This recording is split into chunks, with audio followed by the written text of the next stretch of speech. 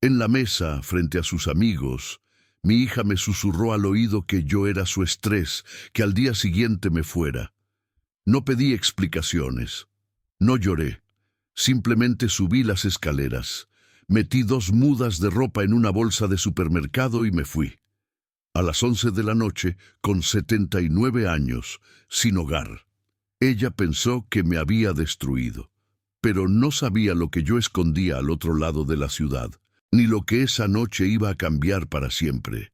Si esta historia mueve algo en ti, suscríbete. Cada día hay una historia que podría ser la tuya. Dinos desde dónde nos estás viendo. Mi nombre es Eduardo. Tengo 79 años. Soy viudo. Fui profesor de historia durante 42 años, y esa noche, sentado a la mesa de mi hija Sofía, comprendí que mi vida ya no le importaba a nadie. Era sábado. Había invitado a 6 personas de su trabajo, gente que hablaba de hoteles de 5 estrellas, clientes extranjeros y ascensos, pero yo estaba allí porque ella me lo ordenó esa mañana. Papá, si bajas, no hables. Solo sírvete y te callas. No pregunté por qué. Ya no preguntaba nada. Desde que Elena, mi mujer, murió, aprendí que es mejor estar en silencio que molestar. Me puse una camisa limpia. Me peiné, bajé y me senté al final de la mesa donde nadie tuviera que mirarme, donde pudiera hacerme invisible, porque eso era lo que Sofía quería, que desapareciera sin desaparecer. La mesa olía a perfume caro y a vino tinto. Sofía había sacado la vajilla buena, la que guardaba desde su boda.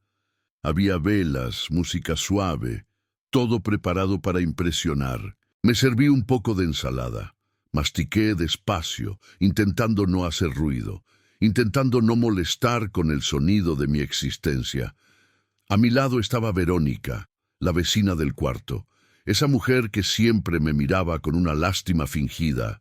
¿Cómo está?, me preguntó con esa voz dulce que usa la gente cuando no le importa la respuesta. Estoy bien, gracias, le dije. Ella sonrió y volvió a hablar con los demás. Nadie más me dirigió la palabra. Era como si fuera un cuadro viejo colgado en la pared. Estaba ahí, pero nadie lo notaba. Nadie quería verlo. Solo ocupaba espacio. Y eso era exactamente lo que yo era para Sofía. Espacio ocupado. Sofía se rió mucho esa noche, demasiado. Yo la conocía, sabía que cuando se reía así, forzada, era porque estaba al borde del colapso. Esa tarde su exmarido, Javier, la había llamado para pedirle dinero otra vez. Lo oí desde mi habitación. No tengo nada que darte, Javier. Déjame en paz. Colgó y se quedó en el pasillo, respirando fuerte con las manos apretadas. Salí a preguntarle si estaba bien. Me miró como si hubiera interrumpido algo sagrado, como si mi presencia fuera una invasión. «Papá, vete a tu cuarto». No dije nada, solo volví, cerré la puerta y me senté en la cama, mirando la pared, preguntándome cuándo había dejado de ser su padre y me había convertido en su carga. ¿Fue cuando murió Elena o fue antes? ¿Fue gradual o hubo un día concreto en que dejé de importarle? No lo sabía, solo sabía que dolía. Dolía como duele sentirse invisible en tu propia familia. Durante la cena, uno de los invitados contó un chiste sobre un viejo que se perdía en el supermercado. Todos se rieron. Yo también sonreí, aunque no entendí el final. Aunque sabía que el chiste iba sobre gente como yo, viejos estorbos confundidos. Sofía se llenó la copa de vino por tercera vez, le temblaban un poco las manos. Verónica se inclinó hacia ella y dijo en voz baja pero audible: «Ay, Sofía, qué agotador debe ser tener a tu papá en casa todo el día. Yo a mi madre la metí en una residencia hace años. Fue lo mejor para todos». Sofía no respondió, solo asintió levemente, como quien recibe un consejo que ya había considerado, como quien ya había investigado opciones. Apreté el tenedor. Sentí que algo caliente me subía por el pecho, una mezcla de rabia y de vergüenza. Pero no dije nada porque sabía que si hablaba, ella me iba a callar delante de todos, y esa humillación habría sido peor que el silencio. Entonces llegó el momento. La hora del postre. Alguien había traído tarta. Sofía sirvió. Yo no quería. No tengo hambre, dije. Ni siquiera me miró, simplemente dejó el plato delante de mí y siguió hablando con sus invitados como si yo no hubiera hablado, como si no existiera. Bebí un sorbo de vino, estaba tibio, amargo. Miré hacia el pasillo buscando a Lucía. Mi nieta no había vuelto a bajar. Cada vez que Sofía recibía gente, Lucía se encerraba en su cuarto. Y yo sabía por qué. Porque mi nieta odiaba esas reuniones falsas. Porque era la única en esa casa que todavía me miraba a los ojos, que todavía me preguntaba cómo estaba, que todavía me abrazaba cuando llegaba del mercado. Pero esa noche ni siquiera Lucía bajó, y eso me dolió más que todo lo demás, porque significaba que Sofía también la estaba alejando de mí. Poco a poco, con órdenes disfrazadas de sugerencias. Miré mi plato, la tarta intacta, y recordé a Sofía con 7 años. Habíamos llegado a esta mesa. Elena había hecho su tarta de cumpleaños, de chocolate, su favorita. Sofía sopló las velas, pidió 3 deseos y luego corrió hacia mí. Papá, pide un deseo conmigo. Y yo pedí que siempre fueras feliz, mi amor. Ella sonrió. Me abrazó con esos brazos pequeños que apenas me rodeaban el cuello y dijo, yo solo quiero que estés siempre conmigo, siempre, papá, para siempre. Cerré los ojos, respiré hondo y volví al presente, a esta mesa donde esa misma niña, ahora una mujer de 43 años, acababa de decirme que sobraba, que me fuera mañana, como quien pide que saquen la basura, y me pregunté en qué momento se rompió esa niña. ¿O fui yo el que se rompió? Sofía se levantó para servirse más vino. Cuando volvió, se inclinó hacia mí. Levanté la vista. Tenía los ojos rojos, brillantes, cansados, vidriosos por el alcohol y por algo más, por años de rencor acumulado. Me miró fijamente y dijo en voz baja pero clara, con esa frialdad que solo se aprende con la práctica, «Papá, eres mi estrés. Mañana te vas». Algunos de los invitados la oyeron. Uno se rió nervioso, sin saber si era una broma. Otro tosió y desvió la mirada incómodo. Verónica levantó las cejas con una sonrisa de complicidad, como quien dice ya era hora. Bien hecho. Yo me quedé quieto, el tenedor todavía en la mano, el vino a medio beber, el corazón latiendo despacio como si también quisiera rendirse. No pregunté a dónde. No pedí explicaciones, no supliqué porque lo entendí. Ya no había explicaciones, solo había cansancio, solo había rechazo, solo había esa frase que me partió en dos y que por fin me demostró lo que siempre había temido, que mi hija ya no me quería. Quizá nunca lo hizo. Terminé de masticar despacio, con calma, como si no hubiera pasado nada.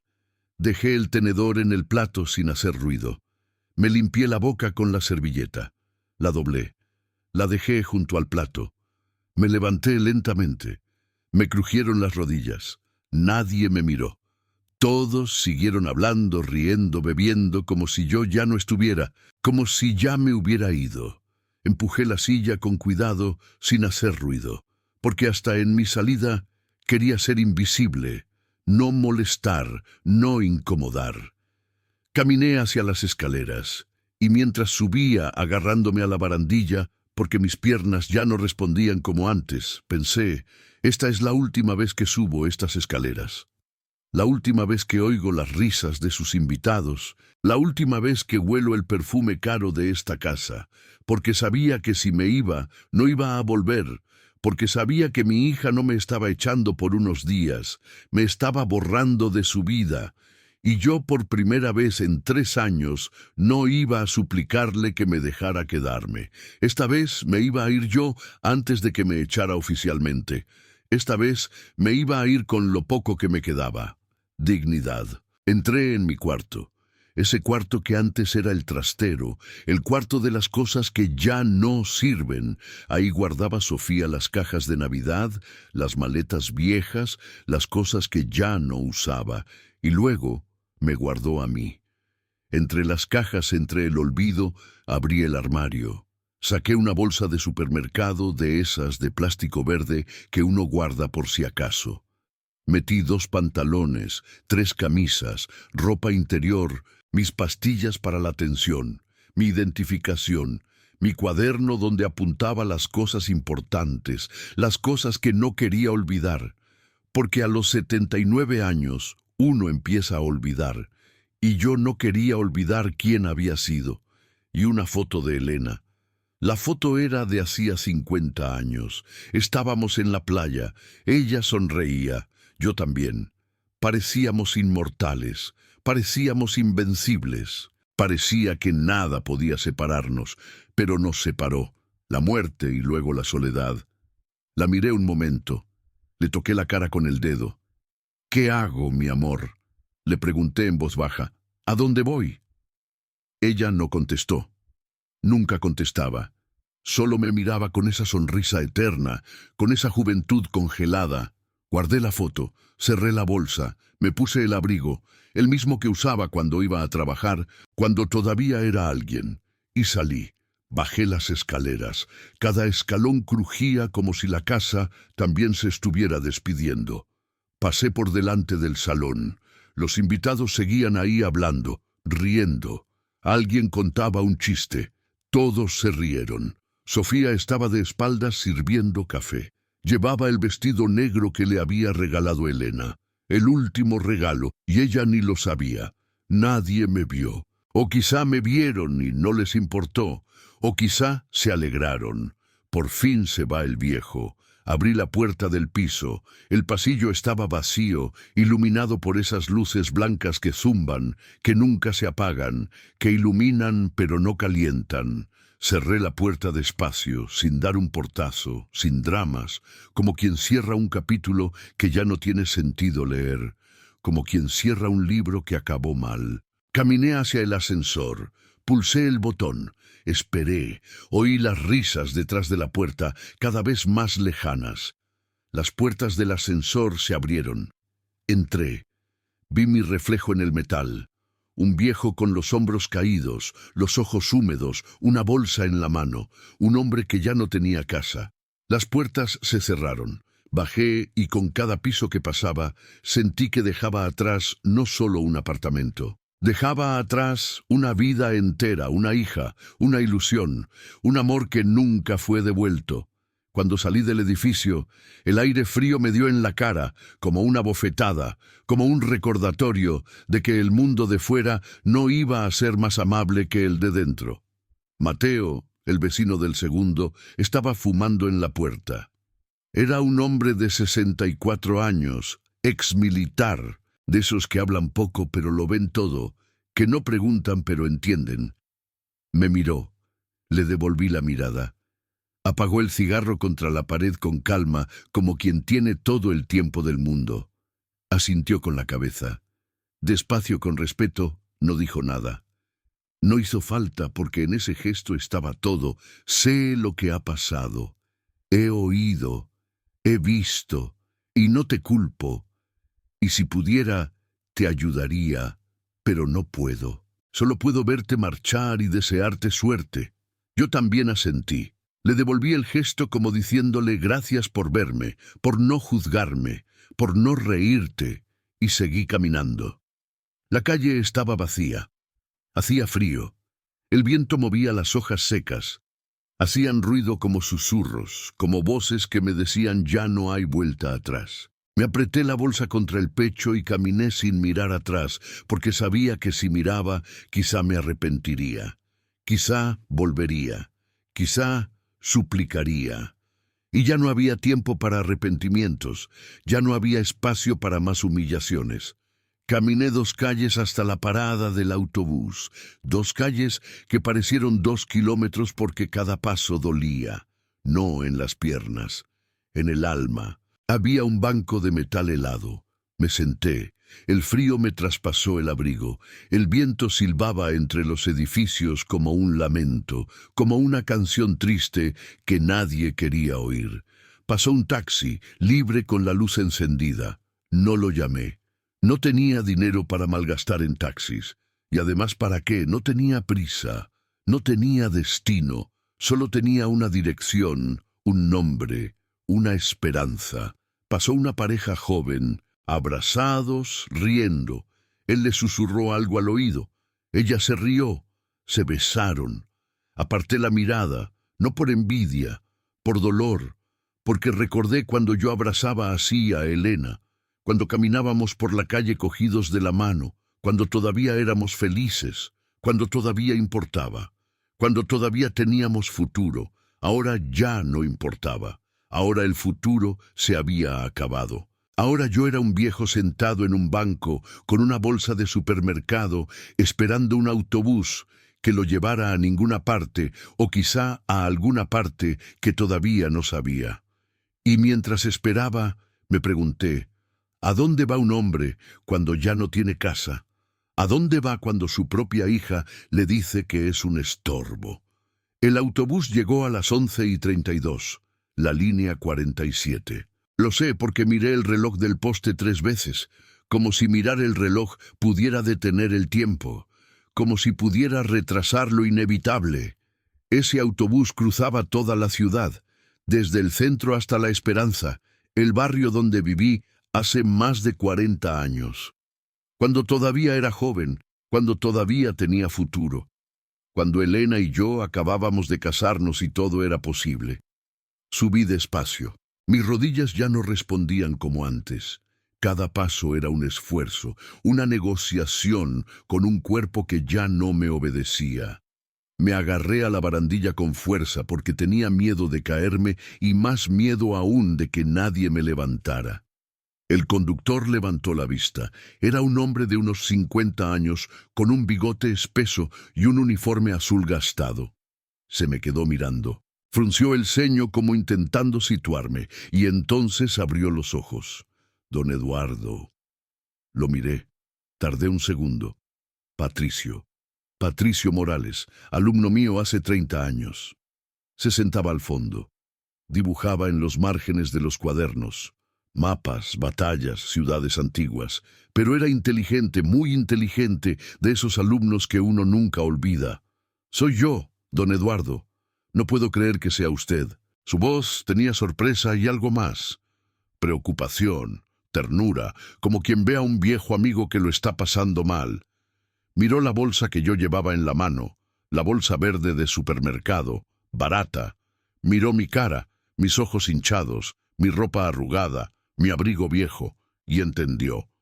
No pregunté cómo. A veces la gente sabe, simplemente sabe, porque el dolor se ve, se huele, se siente.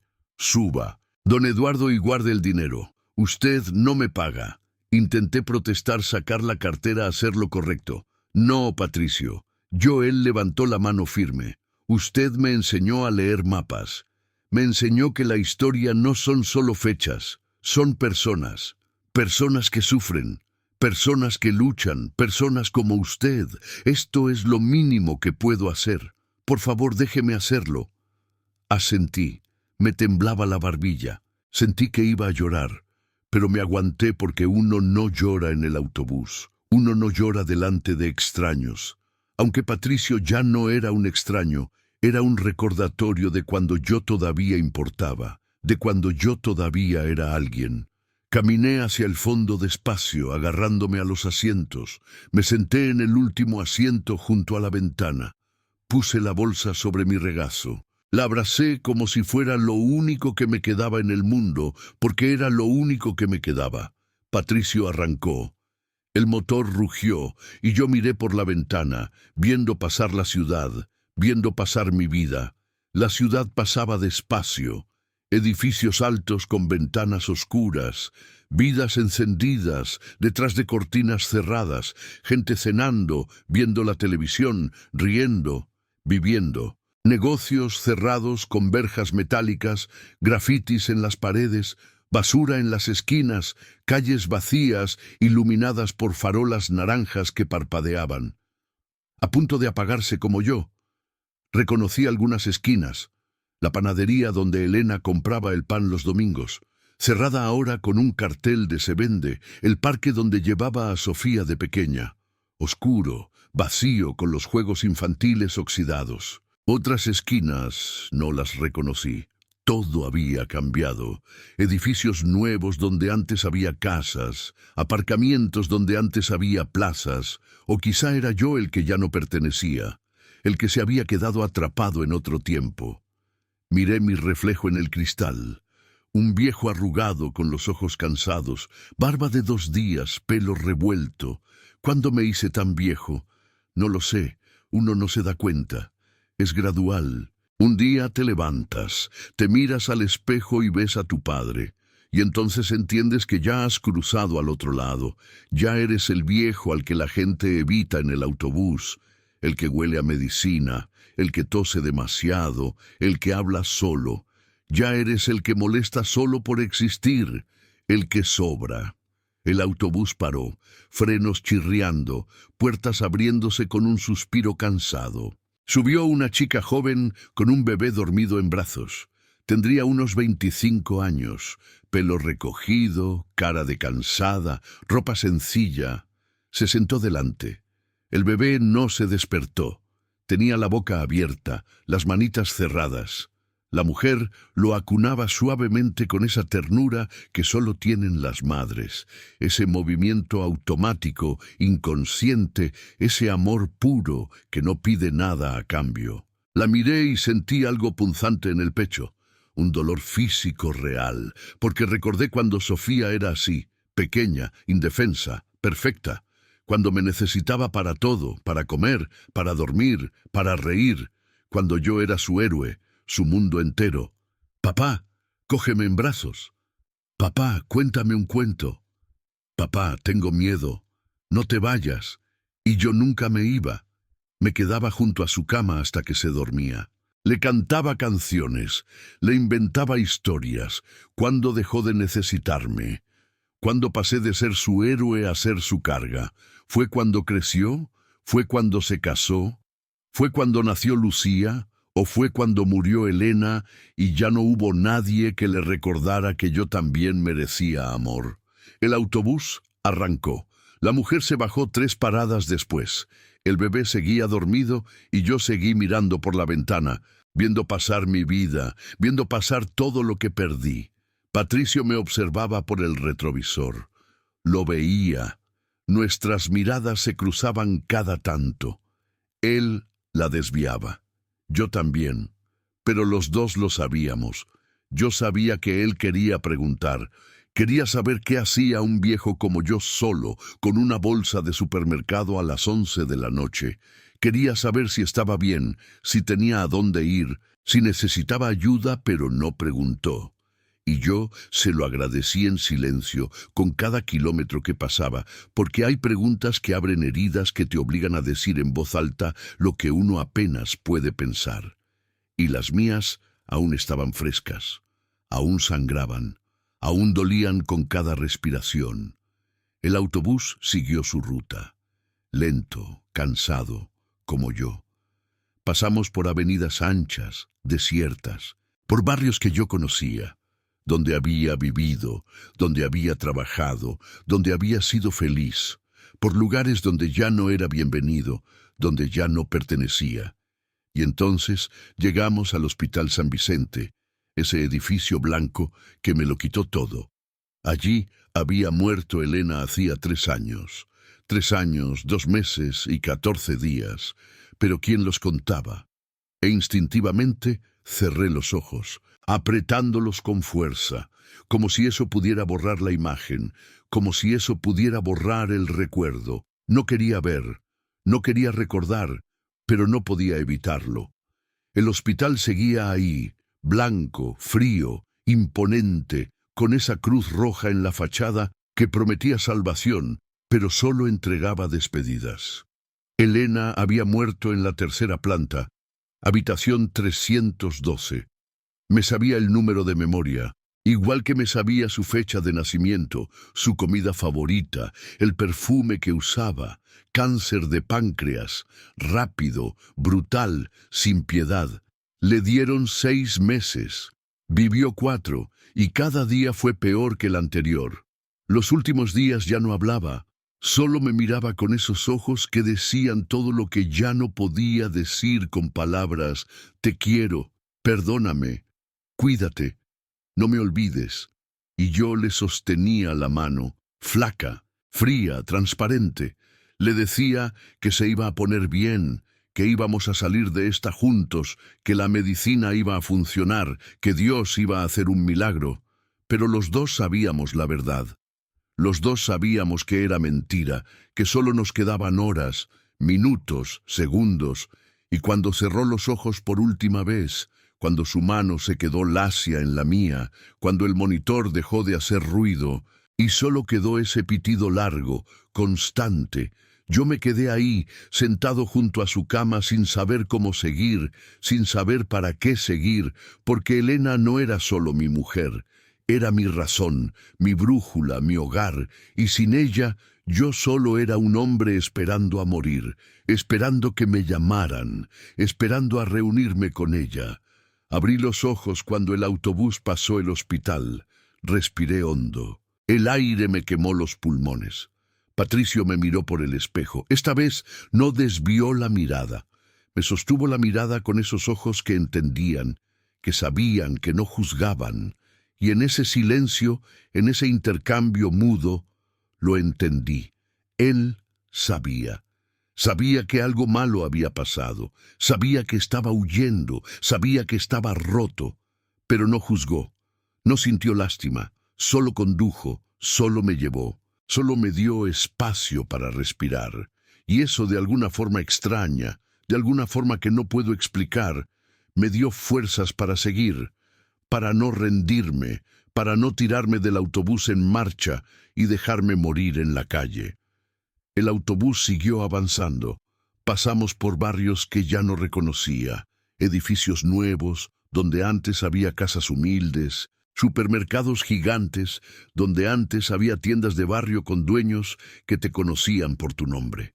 Todo distinto, todo ajeno, todo hostil, como si la ciudad me estuviera diciendo: ya no perteneces aquí, tu tiempo ya pasó, ya no hay sitio para ti. En una parada subió un niño con su abuelo. El niño tendría unos 8 años, pelo revuelto, mochila con ruedas. El abuelo tendría unos 70. Pelo blanco, bastón, camisa de cuadros. El niño le sostenía la mano con fuerza, como quien no quiere soltar. Le ayudó a subir. Despacio, abuelo, un escalón cada vez. Le buscó un asiento. Siéntate aquí, este es el mejor. Y el abuelo sonrió, agradecido, querido, necesitado. Los miré y sentí una punzada en el pecho que casi me dobló porque yo también había sido ese abuelo. Lucía me cogía la mano. Me esperaba a la salida del colegio. Corría hacia mí gritando: «¡Abuelo!». Me preguntaba cosas. «Abuelo, ¿por qué el cielo es azul? Abuelo, ¿cuándo vamos al parque? Abuelo, ¿me quieres?». Y yo siempre respondía: «Más que a nada en el mundo, mi amor». ¿Cuándo había dejado de hacer eso? ¿Cuándo había dejado ella de esperarme? ¿Cuándo había dejado de correr hacia mí? ¿O había sido Sofía la que la había alejado de mí? ¿La que le había dicho que no me buscara? ¿La que le había dicho que yo era un estorbo? No lo sabía. Solo sabía que la última vez que Lucía me abrazó fue hacía meses, 4 meses y algo, y que echaba de menos esos abrazos más de lo que podía admitir, más de lo que podía soportar. El niño y su abuelo se bajaron 2 paradas después. El niño le ayudó a bajar: «Cuidado, abuelo», y yo me quedé ahí viéndolos alejarse, deseando ser ese abuelo, deseando tener una nieta que me quisiera, que me cuidara, que me necesitara. El viaje duró 53 minutos. Lo sé porque conté cada minuto, mirando el reloj del autobús, viendo cambiar los números, porque cada minuto que pasaba era un minuto más lejos de Sofía, un minuto más lejos de esa mesa donde me dijeron que sobraba, un minuto más cerca de no sabía qué, solo sabía que tenía que alejarme. El autobús se fue vaciando, se bajó la mujer con el bebé, un grupo de jóvenes también, ruidosos, riendo, oliendo a alcohol y a perfume barato, un hombre borracho que subió a mitad de camino, tambaleándose, hablando solo. Al final, solo quedé yo. Y Patricio, solos en ese autobús vacío, cruzando la ciudad dormida. Él redujo la velocidad más lento de lo normal, como dándome tiempo, como esperando que cambiara de opinión. Miró por el espejo. «Don Eduardo, ¿está seguro de que va a estar bien?» Su voz tenía preocupación genuina, real, no fingida. Asentí, intenté sonreír, pero no me salió. «Sí, Patricio, gracias por todo». Él no pareció convencido. Me miró como quien mira a una persona que está a punto de hacer algo irreversible, pero no insistió. Solo siguió conduciendo despacio hasta el final, hasta la última parada, hasta donde acababa la línea, hasta donde acababa la ciudad, hasta donde quizá empezaba mi nueva vida o donde acababa la que tenía, la esperanza, última parada. La voz de Patricio sonó cansada, ronca, como si él también estuviera llegando al final de algo. Paró el autobús. El motor se apagó. El silencio fue ensordecedor. Me levanté despacio, agarrándome al asiento de delante. Me crujieron las rodillas, protestaron. Me dolía todo. Caminé hacia la puerta. Cada paso era un esfuerzo. Patricio se giró en su asiento. Me miró con esos ojos llenos de algo que no supe identificar. ¿Piedad? ¿Respeto? ¿Miedo? «Don Eduardo, mi número está en el cartel de la empresa. Si necesita algo, lo que sea, llámeme a cualquier hora». «¿En serio?» Asentí. Quise decir algo. Quise darle las gracias. Quise decirle que había sido un buen alumno, que me acordaba de él, que me alegraba de verlo bien, pero las palabras no salieron. Se me atascaron en la garganta. Solo volvía a sentir como un tonto, como un viejo que ya no sabe hablar, y me bajé. El frío de la noche me dio en la cara como un puñetazo. El autobús arrancó detrás de mí. Oí el motor alejarse. Vi las luces rojas alejarse como dos ojos rojos que me vigilaban, y entonces me quedé solo en medio de una calle vacía, oscura, fría, con una bolsa en la mano y ningún sitio al que ir excepto uno. El único sitio donde quizá todavía importaba. El único sitio donde quizá alguien todavía se acordaba de mí. La esperanza, el barrio de mi juventud, de cuando todo era posible, de cuando todavía tenía sueños, calles de adoquines desiguales que te hacían tropezar, farolas viejas que todavía funcionaban con luz amarillenta, débil parpadeante casas bajas con rejas oxidadas, jardines descuidados, perros ladrando, olía a pan recién hecho, ese olor inconfundible que entonces te transporta a la infancia. Y entonces recordé la panadería de doña Carmen donde Elena compraba el pan cada domingo. Y si Carmen seguía ahí, entonces Oliverio también. Oliverio Soto, mi mejor amigo desde que teníamos 17 años, desde que éramos jóvenes y estúpidos y nos creíamos inmortales. Habíamos perdido el contacto hacía 8 años. Cuando me mudé con Sofía, cuando pensé que era lo correcto, cuando todavía creía que mi hija me necesitaba, cuando todavía creía que la familia era para siempre. Pero Oliverio vivía aquí en la casa de la Puerta Azul, la casa número 47. Lo sabía porque yo vivía a 3 calles, en una casa que ya no existe, que tiraron para hacer un aparcamiento. Caminé despacio, arrastrando los pies, aferrado a la bolsa como si fuera un salvavidas. Las calles estaban oscuras, vacías. Solo se oía el viento y mis pasos y mi respiración, pero me las sabía de memoria. Cada esquina, cada árbol, cada grieta en el pavimento. Porque aquí había sido feliz. Aquí había sido joven.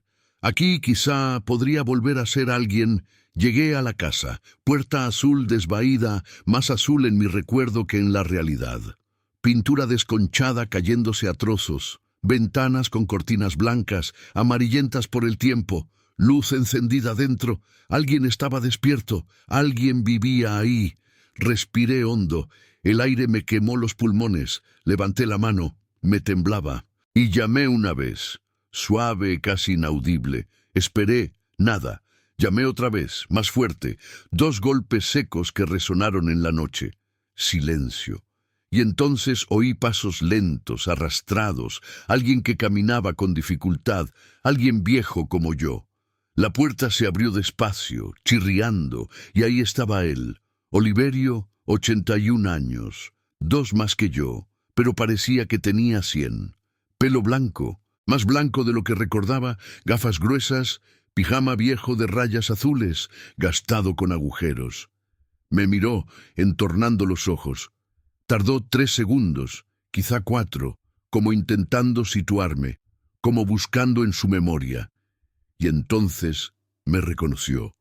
Sus ojos se abrieron de par en par, su boca también, pero no dijo nada, no preguntó nada, no dijo ¿qué haces aquí? No dijo ¿qué ha pasado? No dijo ¿estás bien? Simplemente abrió la puerta más de par en par, con ese gesto universal de bienvenida, de aceptación, de hermandad. Entra. No fue una pregunta, fue una orden llena de comprensión, de amor, de eso que solo los viejos amigos entienden sin necesidad de palabras.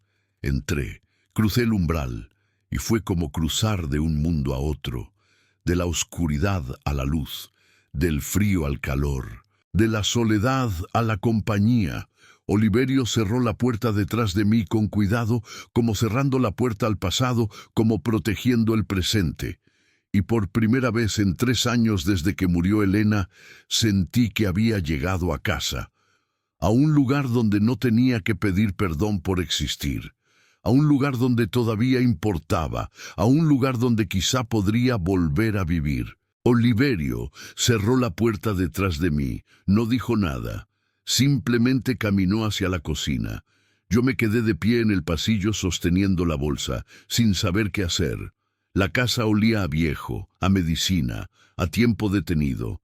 Todo estaba igual que hacía 40 años. La mesa de madera oscura, el reloj de péndulo que ya no funcionaba, el cuadro de la Virgen en la pared. Pero había algo nuevo, algo que antes no estaba. Sobre la mesa, junto a un vaso de agua, había un bote de pastillas, morfina. La reconocí porque Elena las tomó al final. Oliverio volvió con 2 tazas humeantes, té de manzanilla. Siéntate. Su voz sonaba cansada, más cansada de lo que recordaba. Me senté. Oliverio se sentó frente a mí con dificultad. Vi cómo se agarraba al borde de la mesa, cómo hacía una mueca de dolor. ¿Estás bien?, le pregunté. Asintió, pero no me convenció. Oliverio, esas pastillas. Bajó la mirada. Suspiró. Cáncer de páncreas. Etapa 4. Me quedan 3 meses. Quizá 4 si tengo suerte. Sentí como si me hubieran dado un puñetazo en el pecho. ¿Qué? Mi voz salió rota. Oliverio bebió un sorbo de té. Me lo diagnosticaron hace 6 meses. No quise decírselo a nadie. ¿Para qué? Ya no había nada que hacer. Me quedé en silencio mirándolo. Y entonces lo entendí. Mi único amigo también se estaba muriendo y yo ni siquiera lo sabía. Me quedé mirándolo. Oliverio, mi amigo, el que me enseñó a jugar al ajedrez cuando teníamos 17 años, el que me acompañó el día que me casé, el que lloró conmigo cuando murió Elena. Y ahora me estaba diciendo que se moría y yo no había estado ahí. No lo había sabido, no había podido despedirme. Oliverio, perdóname. Negó con la cabeza. No hay nada que perdonar. Debería haber estado ahí. Estás aquí ahora. Y eso es lo único que importa. Me sequé los ojos, pero las lágrimas seguían saliendo, porque lo estaba perdiendo todo. A Elena, a Sofía, a Oliverio. Y no sabía cómo seguir perdiendo y mantenerme en pie. ¿Por qué no me llamaste?, le pregunté con rabia y dolor mezclados. Oliverio me miró. Llamé a tu casa hace 4 meses, contestó Sofía. Le dije que necesitaba hablar contigo, que era urgente. Se detuvo. Tomó aire. Ella me dijo, Oliverio, mi papá ya no puede juntarse con viejos amigos. Está mal de la cabeza.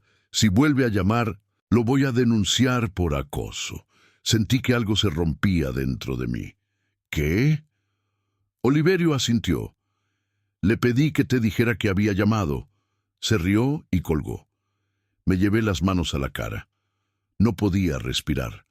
Sofía no solo me había humillado, también me había cortado mi último lazo con el mundo, con mi pasado, con mi vida. Intenté llamar 2 veces más. Siempre contestaba ella. La tercera vez, amenazó con bloquear el número. Oliverio dejó la taza en la mesa. Le temblaban las manos. Eduardo, tu hija no solo te echó de su casa, te borró de tu vida. Y entonces algo dentro de mí explotó. Me levanté de golpe. La silla cayó hacia atrás. No tenía derecho. Grité. Mi voz sonaba ronca, desesperada. Yo la cuidé, le di todo. Oliverio no dijo nada. Solo me miró con esa mirada que tienen los que entienden el dolor, porque también lo han vivido. Caminé en círculos, con las manos en la cabeza, respirando fuerte. ¿Por qué? ¿Por qué me hizo esto? Oliverio se levantó despacio. Se acercó a mí. Me puso una mano en el hombro. Porque la gente cansada se vuelve cruel. Eduardo, y tu hija está cansada, pero eso no justifica nada. Negué con la cabeza. Yo nunca la lastimé, nunca le pedí nada. Oliverio me apretó el hombro. Lo sé, pero a veces la gente no necesita razones para rechazarte, solo necesita espacio, y tú ocupabas ese espacio. Sentí caer las lágrimas, calientes, rabiosas. Elena tenía razón, murmuré.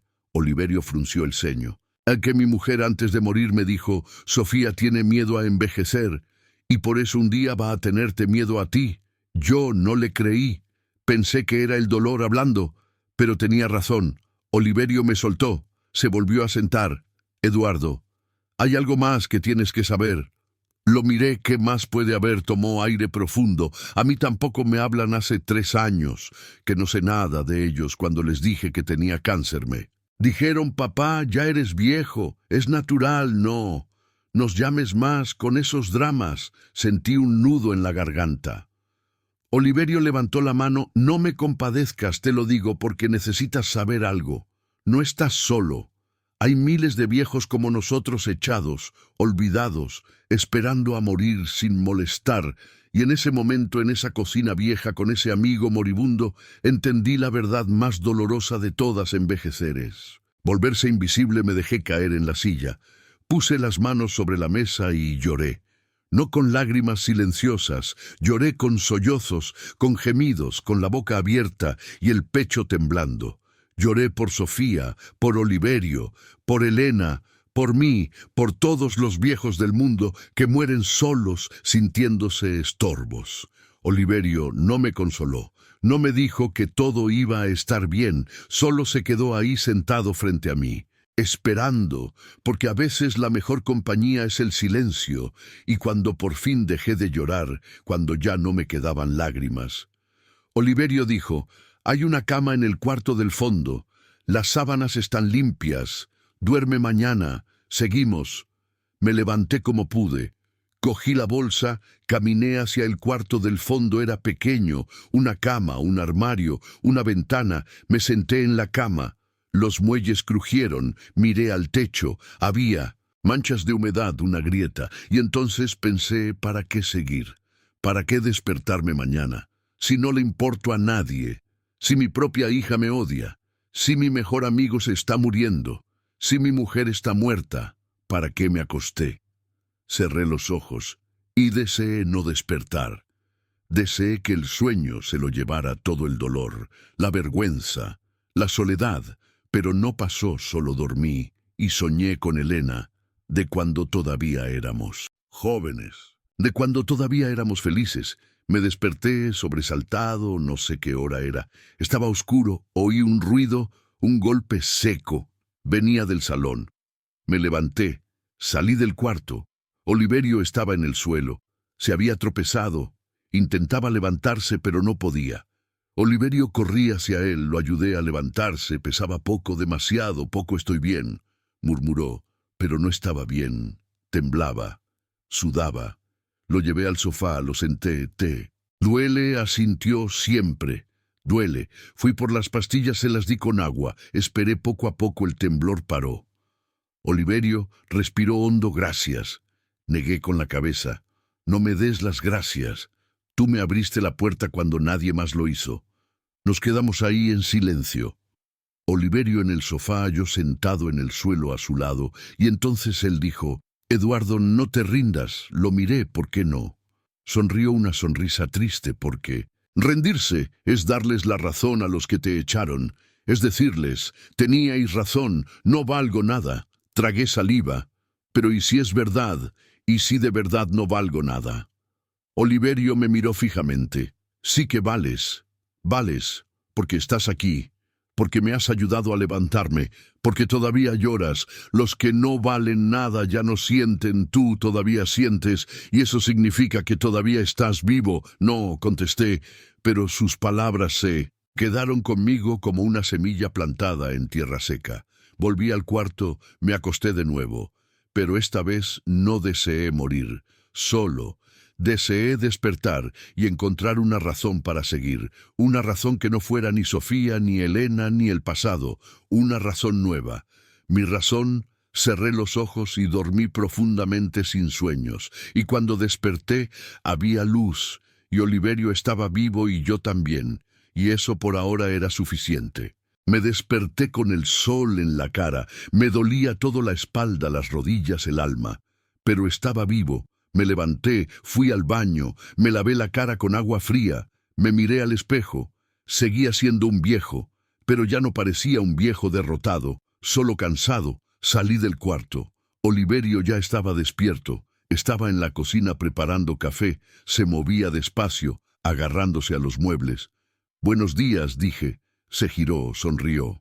Buenos días, ¿dormiste? Asentí, mejor de lo que esperaba. Sirvió 2 tazas, bien. Hoy vamos a la panadería. Necesito pan y tú necesitas aire. No discutí, solo asentí porque tenía razón. Desayunamos en silencio, tostadas con mantequilla, café amargo, sencillo, perfecto.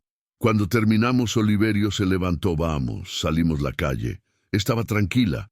El sol todavía estaba bajo, hacía fresco. Caminamos 3 calles. Oliverio con su bastón, yo a su lado, atento por si tropezaba. Llegamos a la panadería de Carmen. El cartel estaba gastado. Entramos y ahí estaba ella. Carmen, una mujer de unos 60 años con delantal blanco y una sonrisa cálida. Nos vio entrar y se quedó helada. Don Eduardo, su voz tenía sorpresa, incredulidad y algo más, algo que no supe identificar en ese momento, pero que luego entendí que era lástima. Soy yo, Carmen. Dije. Se acercó, pero no me abrazó como esperaba. Solo me miró de arriba a abajo. ¿Qué hace por aquí? Su tono era extraño, cuidadoso, como quien pisa cristales rotos. Se queda unos días conmigo, intervino Oliverio. Carmen asintió despacio. Me seguía mirando y entonces dijo: Don Eduardo, su hija sabe que está aquí. Me tensé. No, ¿por qué? Carmen intercambió una mirada con Oliverio. Vino aquí hace como 2 años. Preguntó por usted. Le dije que no lo había visto. Fruncí el ceño. Sofía vino aquí. Carmen asintió. Dijo que usted se había escapado, que estaba senil, que si lo veía, la llamara inmediatamente. Sentí que algo frío me recorría la espalda. Que Carmen bajó la mirada. Yo no le creí. Usted nunca me pareció senil, pero ella insistió. Me dejó su número, me dijo que era peligroso, que podía perderse, que había que devolverlo. Oliverio me apretó el brazo, pero yo no podía moverme, no podía respirar. Eso fue hace 2 años, murmuré. Carmen asintió. Sí. Usted todavía vivía con ella, ¿verdad? Asentí, y entonces lo entendí. Sofía llevaba años queriéndome fuera. Ya estaba planeando cómo deshacerse de mí, solo estaba esperando el momento. Y ese momento llegó el sábado pasado, cuando por fin me dijo que me fuera. ¿Cuándo? Por fin ejecutó el plan que llevaba años construyendo. Don Eduardo, ¿está usted bien?, preguntó Carmen. No estaba bien, pero asentí. Sí, gracias por decírmelo. Suspiró. No sabía si decírselo, pero pensé que tenía que saberlo. compró el pan, pagó. Oliverio. Salimos, caminamos en silencio. Yo estaba procesando, Sofía no me había echado por un impulso. No era el estrés del momento, era planeado, calculado, llevaba años queriéndome fuera y por fin lo había conseguido. Y yo como un tonto pensando que todavía me quería, que todavía era su papá, pero no solo era un problema que había ido posponiendo hasta que no pudo más. Llegamos a la casa, entramos, me senté en el sofá, me llevé la cabeza a las manos. Oliverio se sentó a mi lado. «Eduardo, no digas nada», murmuré. «Solo no digas nada». Nos quedamos así en silencio hasta que sonó el teléfono de Oliverio. Lo miró, frunció el ceño. «Es un número que no conozco», contestó. «Hola». Oí una voz de mujer al otro lado, joven, desesperada. Oliverio me miró. «Es para ti». Me pasó el teléfono. «Hola, abuelo». Era Lucía, mi nieta, pero su voz sonaba extraña, rota. «Lucía, ¿qué pasa, abuelo? Me he escapado. Sentí que el corazón se me paraba, que me he escapado de casa. No aguanto más a mamá. La odio, abuelo, la odio». Estaba llorando, me levanté. «Lucía, ¿dónde estás?» «En la terminal de autobuses. Cogí dinero de mi hucha. Compré un billete. Voy para allá. ¿Cómo sabías dónde estoy?» Le pregunté a Patricio, el conductor del 47. Me lo dijo. Cerré los ojos.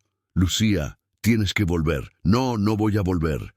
«Mamá, me pegó, abuelo, me pegó porque te defendí. Sentí rabia, rabia pura te pegó. Si le dije que eras un buen hombre, que no. Tenía derecho a echarte y me pegó, me dijo que era una desagradecida, que no sabía nada de la vida.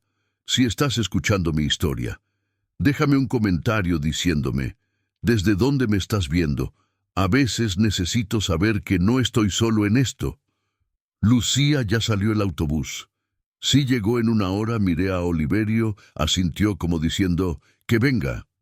Suspiré. «Está bien, ven, pero luego hablamos con tu madre». «No quiero». «Hablar con ella, Lucía, no, abuelo. Ella te echó, te humilló, y no se lo voy a perdonar», nunca colgó.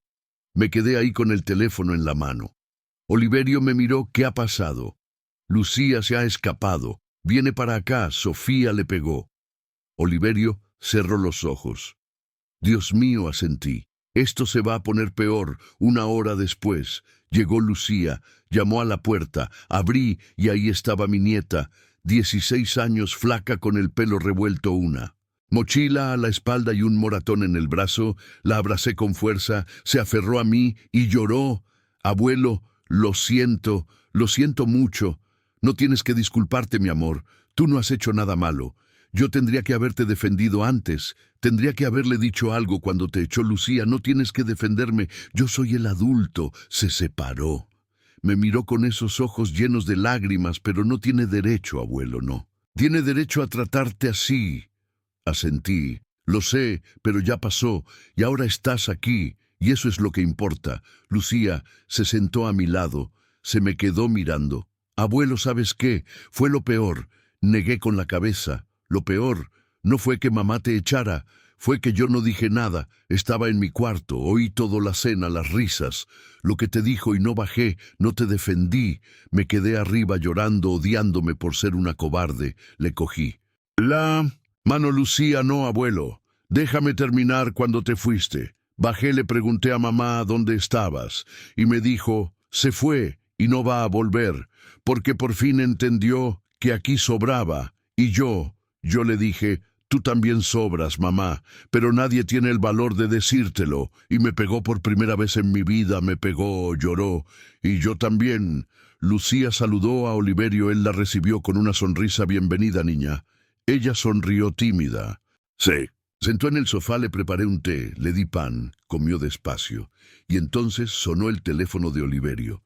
Otra vez, esta vez el nombre en la pantalla. Era claro. Sofía. Oliverio me miró. Contesto. Respiré hondo. «Sí», contesta. Oliverio contestó. Lo puso en altavoz. Y entonces oímos la voz de Sofía gritando desesperada, furiosa, «¿Dónde está mi hija, Oliverio? Como mi padre la tenga ahí, te juro que llamo a la policía. Devuélvemela ahora mismo». Lucía se tensó.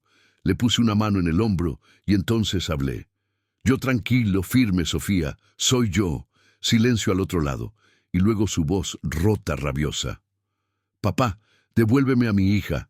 Está bien, está conmigo, y se va a quedar aquí hasta que te calmes. No tienes derecho, tampoco tenías derecho a pegarle más silencio, y luego con voz temblorosa te lo ha dicho. Sí me lo ha dicho papá, yo no quise. Sí que quisiste y lo hiciste, y ahora vas a vivir con las consecuencias. ¿Qué consecuencias? Lucía se queda conmigo al menos por ahora, y tú vas a pensar en lo que me hiciste a mí, a ella. A todos colgué. Sofía volvió a llamar, no contesté, llamó 5 veces más, apagué el teléfono y miré a Lucía. Me miraba con los ojos llenos de lágrimas. Gracias, abuelo. Asentí, y por primera vez en días sentí algo parecido. A un propósito, proteger a mi nieta, aunque fuera de su propia madre. Esa noche Lucía durmió en el sofá. Oliverio le prestó mantas. Yo me quedé despierto, sentado en la cocina mirando por la ventana. No podía dormir. Pensaba en Sofía, en su voz cuando llamó desesperada, furiosa, pero no arrepentida, nunca arrepentida. A las 3 de la mañana volvió a sonar el teléfono de Oliverio. Él estaba dormido. Contesté yo. Hola, silencio. Y luego una voz que no había oído en años. Eduardo, era Irene, mi hermana. La pequeña, 68 años, vivía en el campo desde que murió Elena. Apenas hablábamos. Irene, gracias a Dios. Me llamó Sofía. Dijo que te habías escapado, que abandonaste la casa, que estás senil y eres peligroso. Cerré los ojos. No, estoy senil. Irene, lo sé. Por eso te llamo, Sofía.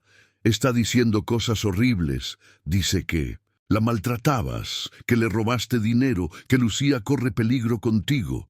Sentí que algo explotaba dentro de mí, que mi voz salió más alta de lo que quería. Lucía se movió en el sofá. Bajé el tono. Irene, ella me echó. Me dijo que era su estrés que me fuera, y me fui. Irene sollozó al otro lado. Lo sé, hermano. Lo sé, por eso te llamo, porque necesitas saber lo que está diciendo, lo está reescribiendo todo. Ha llamado a medio mundo, a los vecinos, a su trabajo, hasta ha llamado a Daniel. Me tensé. A Daniel. Sí, le ha dicho que te volviste loco, que necesitas ayuda psiquiátrica, que Lucía te manipuló. No podía creerlo, pero al mismo tiempo sí podía, porque esa era Sofía. Cuando las cosas no salían como ella quería, cambiaba la historia. Irene, la creíste. Hubo un silencio largo, doloroso al principio, sí. Pensé, mi hermano. Es mayor, quizá. De verdad está confundido. Pero luego llamé a Mateo, tu vecino. Me lo contó todo. Me contó lo de la cena, lo que te dijo Sofía, cómo te fuiste con una bolsa, y entonces supe que mi sobrina te echó. Y ahora está mintiendo para no quedar mal. Sentí alivio. Al menos alguien me creía. Gracias, Irene. No me des las gracias. Debería haberte llamado antes. Debería haberte preguntado cómo estabas, pero yo también estaba cansada, enferma, y pensé que Sofía te cuidaba. No me cuidaba. Irene me toleraba hasta que no pudo más. Irene lloró. Perdóname, hermano. Perdóname por no estar ahí. No tienes que disculparte. Nadie tiene que disculparse. Solo sabe la verdad. La sé, y se la voy a decir a todo el mundo. Voy a llamar a Sofía y le voy a decir que es una mentirosa, que lo que hizo está mal. No, Irene, no lo hagas. ¿Por qué? No, porque solo va a empeorar las cosas. Déjala con sus mentiras. Yo ya no necesito que me crean, solo necesito paz. Irene suspiró. Está bien, pero hermano, ven a mi casa, por favor, no te quedes ahí. Estoy bien aquí, Irene. Oliverio me está cuidando. Hubo un silencio, y luego Irene dijo algo que me heló la sangre. Eduardo, Daniel también quiere hablar contigo. Me quedé en silencio. Daniel, mi hermano menor. 72 años. No nos hablábamos desde hacía 8 años, desde que murió nuestra madre. Desde que nos peleamos por la herencia. Él quería vender la casa. Yo quería conservarla porque yo había cuidado a mamá hasta el final. Discutimos, me dijo cosas horribles. Siempre fuiste el favorito, siempre tú. Yo no existo para esta familia. Y colgó, y nunca más llamó hasta ahora. No quiero hablar con él. Dije, Eduardo, está enfermo. Sentí algo frío en el estómago. ¿Qué cáncer avanzado por eso quiere hablar contigo antes de que sea demasiado tarde? No respondí, no sabía qué decir. Daniel, enfermo, muriendo como Oliverio, como Elena, como todos, Eduardo, dale una oportunidad, por favor. Irene me dijo que le arruiné la vida, que por mi culpa nunca fue feliz. Lo sé, y se arrepiente. Me lo dijo llorando, quiero pedirle perdona. Eduardo, antes de morirme, por favor, hermano, habla con él. Cerré los ojos, respiré hondo, está bien. Dile que me llame. Irene, suspiró aliviada. Gracias, gracias, hermano. Pero Irene, si viene con mentiras o manipulaciones, voy a colgar. No lo hará, te lo prometo. Colgamos. Me quedé ahí sentado mirando el teléfono. Daniel, después de 8 años, ¿qué podía decirme que cambiara algo a la mañana siguiente mientras desayunábamos? Alguien llegó a la puerta. Oliverio abrió. Era una mujer de unos 38 años, delgada, con cara de cansada, el pelo recogido. Señor Oliverio asintió. Soy Sara Gómez. No sé si se acuerda de mí. Oliverio frunció el ceño y entonces recordó la empleada que trabajaba en casa de Sofía. Asintió. Sí, está él aquí. Me levanté, salí de la cocina, la vi y algo dentro de mí se rompió porque Sara había sido buena conmigo, me trataba con respeto, me escuchaba y Sofía la había despedido sin explicación. Sara me vio y se le llenaron los ojos de lágrimas. Señor Eduardo, gracias a Dios. Entró, se sentó, le serví un café. Temblaba. Señor Eduardo, lo he intentado encontrar. Llamé a la casa, Sofía me bloqueó, le escribí a Lucía, me dijo que se había ido, y entonces conseguí el número del señor Oliverio de un papel viejo. ¿Qué? Había guardado. Oliverio asintió. Me llamó hace 2 días. Le dije que Eduardo estaba aquí. Sara me miró.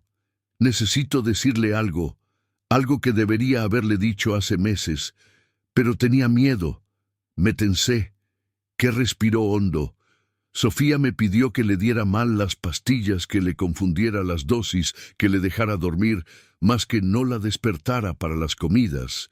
Me dijo cuanto más duerma, menos molesta sentí, como si me hubieran tirado agua helada, que Sara asintió llorando. No lo hice, le juro que no lo hice. Por eso me despidió, porque me negué. Le dije, señora, eso es un abuso, yo no puedo hacerlo. Y me gritó. Me dijo que yo no sabía nada, que su padre era un manipulador, que yo era una tonta, y me despidió sin pagarme las 2 últimas semanas. Oliverio me puso una mano en el hombro.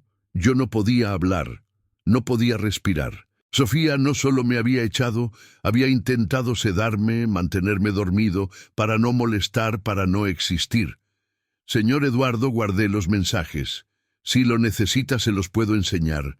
Lucía, que lo había oído todo desde el sofá, se levantó, se acercó a mí, me abrazó. Abuelo, lo siento mucho, yo no sabía, la abracé con fuerza. No es tu culpa, mi amor, nada de esto es tu culpa. Sara se secó las lágrimas. Ay. Mas Sofía vendió sus medicamentos, los que sobraban, los vendió por internet para sacar un dinero extra, y las cartas del banco las escondía.